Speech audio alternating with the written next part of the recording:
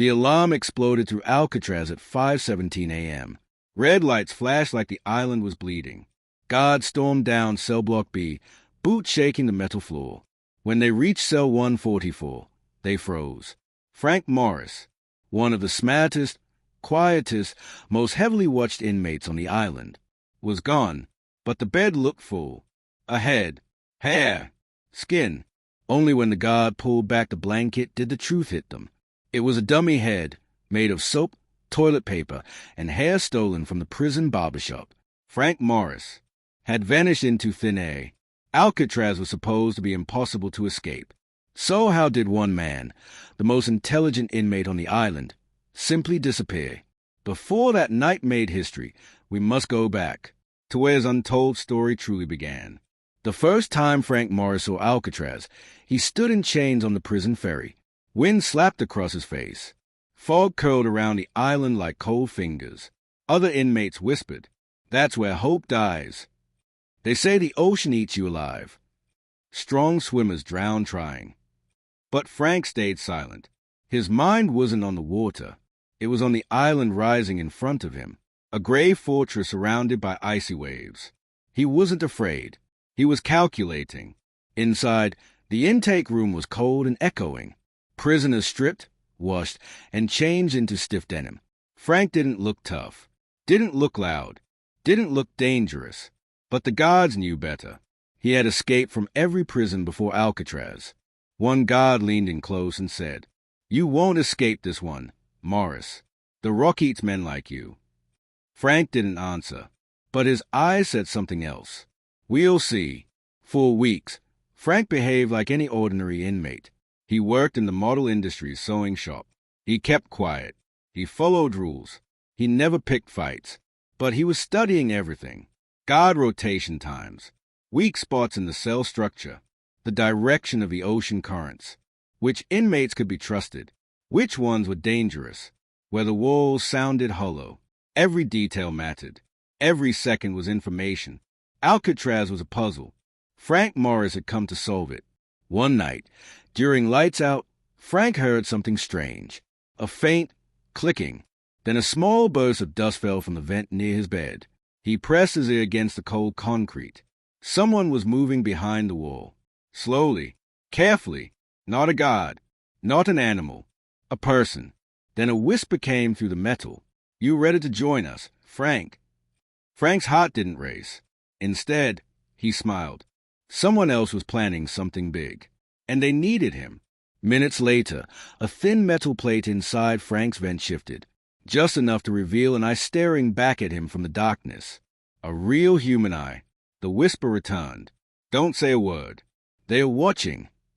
As Frank leaned closer, the entire vent cover popped loose and fell to the floor. Behind it, a dark, hand-dug tunnel, a secret passage carved through the walls of the most secure prison in America. Frank reached out to touch it, but before he could, a hand shot out from inside the tunnel, grabbed his wrist, and pulled him toward the darkness. "Hurry," the voice hissed. "They found the last man who tried this, and he never came back." Frank Morris felt the hand gripping his wrist tighten. It wasn't rough. It was urgent. He leaned closer to the open vent, peering into the darkness. A narrow tunnel, barely wide enough for a man to crawl through, stretched behind the wall like the inside of a giant throat. Frank whispered, "Who's in there?" A quiet voice breathed back. "Someone who's tired of dying here." Frank recognized it instantly. It was Alan West, another real Alcatraz inmate. Smart, quick, and always watching the guards just like Frank. Frank didn't enter the tunnel. Not yet. He needed to know what he was stepping into. What happened to the last man who tried this? Frank asked. Alan's voice dropped. They caught him, and the guards didn't take him to solitary. Frank swallowed. That meant only one thing. The man never made it out of the island alive. The next morning, Frank calmly walked into the workshop, but his mind wasn't on the sewing machines. He spotted Alan West sitting alone at a table, pretending to fix a raincoat. Frank sat beside him without looking up. "How long?" he asked quietly. 6 months, Alan whispered back. "We've been digging 6 months. Frank paused. "We?" Alan nodded slightly. 2 brothers. Smart, quiet, stronger than they look. Frank knew exactly who he meant. Clarence and John Anglin. Real inmates. Experienced escape artists. Nobody messed with them. Alan continued. But we're stuck. We can't finish the tunnel without someone who knows how to stay invisible. Frank looked down at his hands. Invisible was what he did best. That night, Frank waited until the lights went out and the last guard finished his rounds. Then he knelt by the wall, pressed his ear against it. The tunnel wasn't silent tonight. He heard scrapes of metal, the soft thud of chisels, dust falling, whispered counting, slow breathing. It was like the walls were alive, like the prison itself was being carved open one handful at a time. Frank whispered, "Alan!" A small voice answered from inside. "We can break through, but we don't have enough time." Frank frowned. "Why not?" Alan's answer chilled him. "Because the guards heard something last night. They're searching cells tomorrow." Frank's heart didn't beat faster. He simply calculated. If the guards found the tunnel, they'd seal it. If they sealed it, the last chance to escape Alcatraz would die forever. The next day, tension spread across the prison like smoke. Guards slammed open cell doors, shined flashlights into vents, knocked on walls. One guard stopped at Frank's cell. He stared at the vent. His hand slowly reached out. Frank held his breath. But another officer shouted from the end of the block. "Found something in cell 152. The guard snapped his head away and rushed off. Frank exhaled slowly. They weren't caught, but they were running out of time. When night fell, Frank whispered through the wall, "How much longer do we have?" Alan whispered back, "Hours, not days." Frank slid the vent cover aside and peered into the tunnel again. This time, he saw more than darkness. He saw a pair of human eyes staring back at him from deep inside, wide with fear. It wasn't Alan. It wasn't the Anglin brothers. It was someone else. The man whispered, "They know. The guards know. Someone snitched." Frank's stomach turned cold. "Who?" he asked. The man answered with a shaking voice, "Someone in your cell block." A loud clang echoed from the hallway. Guards were approaching. Frank snapped the vent shut. The footsteps grew louder, louder, and then stopped right outside Frank Morris's cell. Bang! Bang! Bang! Cell 144. Step back from the wall. Frank froze. This was it. They had found him. The lights went out in cell block B, but Frank Morris didn't close his eyes. Every sound was amplified. The distant drip of water from the roof, footsteps echoing in the hallways, the faint hum of the ocean waves against the rocks. He pressed his back against the cold wall, vent open, staring into the dark tunnel that could lead him out of Alcatraz forever. Minutes passed. Then a faint clang from the corridor. Footsteps. Slow, deliberate. A guard shadow appeared under the door. Frank didn't move. He had memorized every shift, every angle, every floor in the prison layout. But one mistake here, and the tunnel, the dummy head, and all their plans would be useless. Alan West's whispered voice came through the vent. "Go now, Frank, while they're distracted." Frank's hand hovered over the narrow crawl space. He thought about the risk. The icy water surrounding the island, the treacherous currents, the unforgiving guards.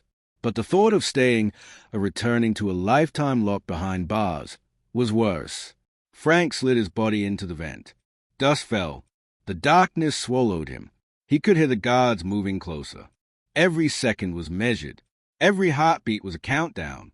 Inside the tunnel, Frank crawled slowly, careful not to scrape the walls. The smell of damp concrete and sweat filled his nostrils. Every inch brought him closer to freedom, or disaster. He reached a section where the tunnel narrowed, barely wide enough for one man. Alan's voice echoed from ahead. "Almost there. Keep going."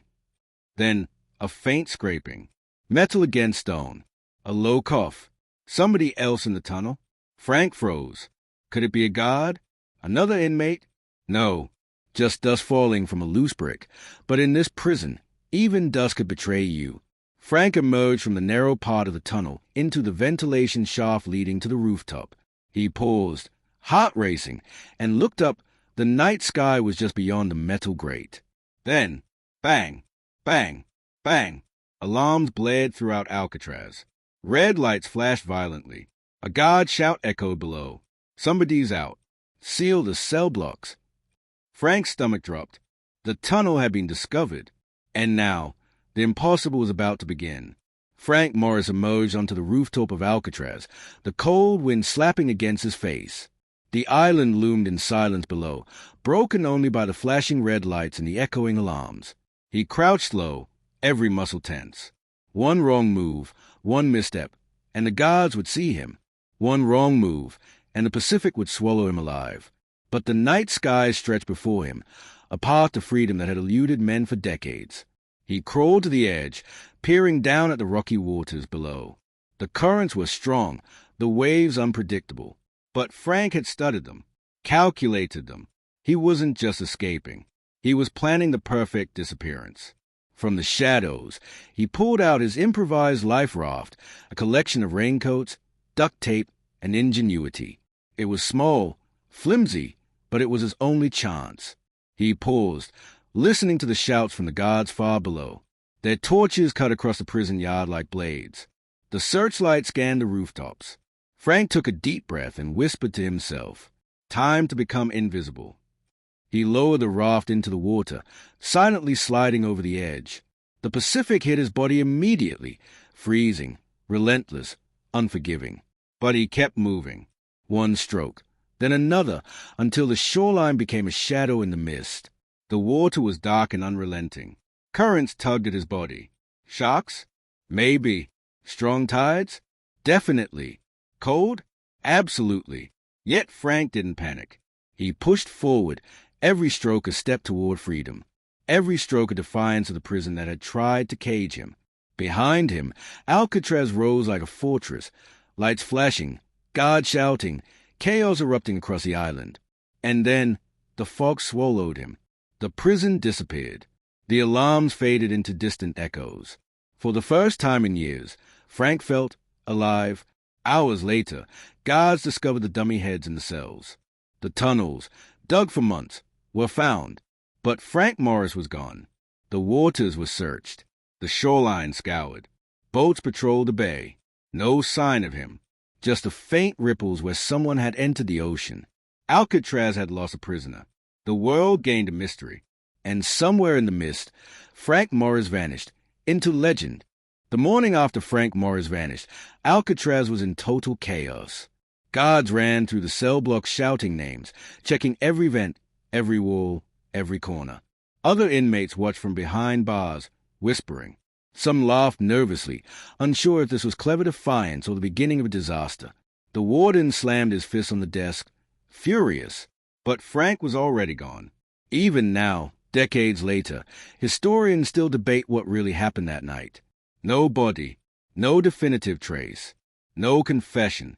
The prison that prided itself on being inescapable had been beaten by one man. Some say Frank drowned in the icy waters. The currents of San Francisco Bay are merciless. Only the strongest swimmers survive. Others whisper he survived and vanished into the mainland, using clever disguises and underground connections. Stories of a man matching his description popped up in towns across California, quietly building a life without leaving a trace. Even today, some claim he left Alcatraz with the Anglin brothers, the two inmates who helped him with the tunnel, and they escaped together into freedom. But no one knows for sure. Frank Morris didn't just escape. He changed Alcatraz forever. After his disappearance, prison security tightened. New measures were put in place. Dummy heads, tunnels, and ingenuity became part of Alcatraz legend. Other inmates whispered about him in fear and admiration. He outsmarted the guards. He beat the system. He proved that even the Rock could be defeated. For every guard, the escape was a nightmare. For every inmate, it was a story of hope, proof that no prison could cage a mind that refused to be trapped. Even today, Alcatraz holds secrets that no one can uncover. Scuba divers have searched the waters. Historians have traced leads on the mainland. Books, movies, and documentaries tell fragments of the story. Yet one question remains unanswered. Where did Frank Morris go? The currents of the bay hide more than just water. They hide truth. And somewhere out there, the man who escaped the impossible may still be alive. watching, waiting, remembered, but never caught. Even after Frank Morris disappeared, Alcatraz's walls kept secrets. Prisoners whispered of hidden alliances, forbidden tunnels, and strange events no guard would report. Some claimed that certain cells were more than just rooms. They were listening posts used by guards to spy on inmates. Others spoke of hidden compartments in the walls, storing messages, tools, and supplies. New inmates learned quickly. The Rock was alive, and every shadow had a story. Meanwhile, Robert Stroud, the infamous birdman of Alcatraz, quietly observed the chaos. He never joined the escape attempt. His mind worked differently, but his experiments and journals revealed something chilling. God sometimes hid secrets in plain sight. The prison itself had loopholes no one expected, and the inmates had more power than anyone imagined. Stroud's notes hinted that the tunnels, dummy heads, and escape plans weren't just about freedom. They were messages, a rebellion hidden in silence. Inside the walls, the Anglin brothers continued their work quietly. Even after Frank vanished, they dug, hid, and mapped secret routes, all while keeping invisible to the guards. The most dangerous moments weren't the ocean currents or guard with rifles. It was betrayal from within. A single tip, a single mistake, could ruin the entire plan, and some inmates had disappeared mysteriously in the night. Others claimed they were dragged into solitary after being seen too close to certain walls. Alcatraz wasn't just a prison. It was a chessboard, and the prisoners were pawns, or sometimes kings. In May 1946, years before Frank Morris, Alcatraz faced one of its deadliest uprisings. The infamous Battle of Alcatraz. Gunfire echoed through the halls. Guards were taken hostage. Explosions ripped through parts of the cell block. Men fought desperately for freedom, and many died. Though Frank wasn't part of that battle, the lessons were clear. The Rock had its price. Any escape attempt, even the cleverest, was a gamble with life and death. And yet, decades later, Frank Morris would succeed where others had failed, leaving behind the most legendary mystery in American prison history. Decades have passed, but Alcatraz still whispers its secrets. Tourists walk the cell blocks, snapping pictures, hearing tales of guards and inmates, but most don't know the full story. Frank Morris's name appears in every guide, every documentary, every whispered legend. Did he survive the freezing currents? Did he disappear into San Francisco unnoticed? Or did the Pacific swallow him forever? Even FBI files remain inconclusive. Even today, historians debate theories, some plausible, some wild. Alcatraz wasn't just Frank Morris. Other inmates left traces, tales, and secret behind. Robert Stroud, the birdman, whose experiments in solitary confinement defied expectations and inspired legends of psychological survival. The Anglin brothers, who vanished alongside Frank, leaving a trail of rumors and occasional eyewitness reports on the mainland. James Lucas, Sam Shockley, and others, whose minor escapes, riots, and rebellion shaped a culture of fear and respect inside the prison. The Rock itself became a character, cold, unyielding, yet full of cracks where human ingenuity thrived. Frank Morris's escape changed how the world viewed Alcatraz. Security was upgraded, but no prison would ever truly be escape-proof. Stories of tunnels, dummy heads, and hidden compartments inspired both fear and admiration. And most importantly, it proved one man's mind could outsmart an entire system. The mystery remains. No body, no final trace, only whispers, rumors, and speculation. Some claim he reached land. Some claim he died at sea.